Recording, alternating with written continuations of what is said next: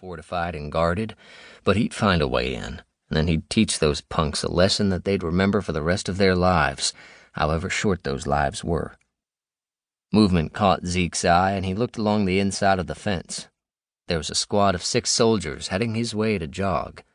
There was no way they'd spotted him, but still he faded farther back from the fence, lying down in the field once again. The soldiers reached the spot flush with where he'd been and looked out into the darkness. "The sensors picked up movement here," said one of the soldiers, his voice carrying 100 yards to Zeke. "Probably just a raccoon or a deer like most nights," said another soldier. "Still need to check it out and make sure it's not an infected or hostile," said the first soldier. They waited for a few minutes before splitting up and going down both sides of the fence. One stayed behind, scanning the darkness through his night vision goggles.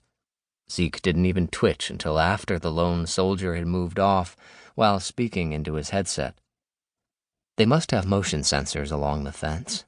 That made things even more difficult, but still didn't affect his plans. No matter where these people went or how secure they thought they were, he'd find them and have his revenge. He didn't care that Jez wanted them reclaimed. He had a debt to settle, and a debt couldn't go unpaid. It just wasn't how things worked. Zeke moved off into the night, heading back to where he'd meet with Jez and the rest of her reclaimers. The new group wasn't nearly as strong as before, but the added bodies would help in the end. He didn't like them as much as the last ones. Jez tended to reclaim most of the people they stumbled across now, and only recruited the vilest she could find, the kind of people Zeke used to be hired to kill. He itched to do the same now, but held himself back. He wasn't that man anymore. He was a survivor, and if that meant playing second fiddle to a psychopath, then so be it. As long as it helped further his goals, he'd play that fiddle the best he could, and when he no longer needed Jez, he'd do the world a service and reclaim the reclaimer. 1. The Rising Sun. Post-outbreak day 17. James burst through the front door, Beretta M922 handgun leading the way.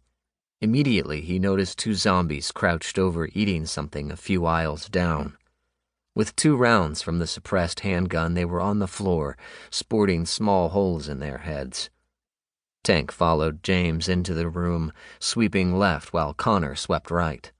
James could barely hear the almost silent gunshots from their M9 handguns as they moved off to either side. His attention was focused ahead as 3 more zombies rounded the end of the aisle, heading towards him. With the handgun shooting subsonic 22 LR rounds, the sound of the 3 bodies hitting the floor was louder than the gunshots. James ventured further into the grocery store, stepping over the 5 bodies, and saw that the first 2 he'd shot had been feeding on the body of an emaciated golden retriever. His brother and best friend joined him by the door leading into the back room. "Clear in here," Tank said. Connor nodded at the door, and James moved up, readying himself. He looked at Tank and then his brother, nodding. Connor opened the door and James entered, flashlight shining into the partially dark supply room. He moved into the room, Tank on his heels and Connor covering their 6. His head on a swivel, he scanned the shadows, looking for any signs of hostiles. Large shelving divided the room into 3 sections. James took the middle, while Tank took the left and Connor the right.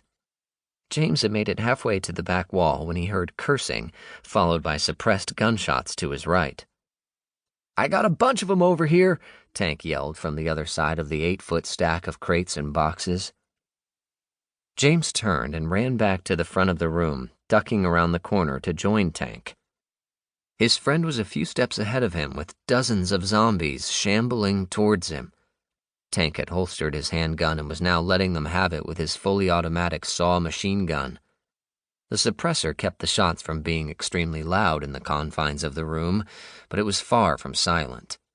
James moved up to Tank, quickly holstering his handgun and grabbing the ACR combat rifle hanging at his side. Looking through the 4-power ACOG optic, he acquired his first target, a large zombie weighing over 300 pounds. It made a loud smack as it fell face first to the hard floor. The sound of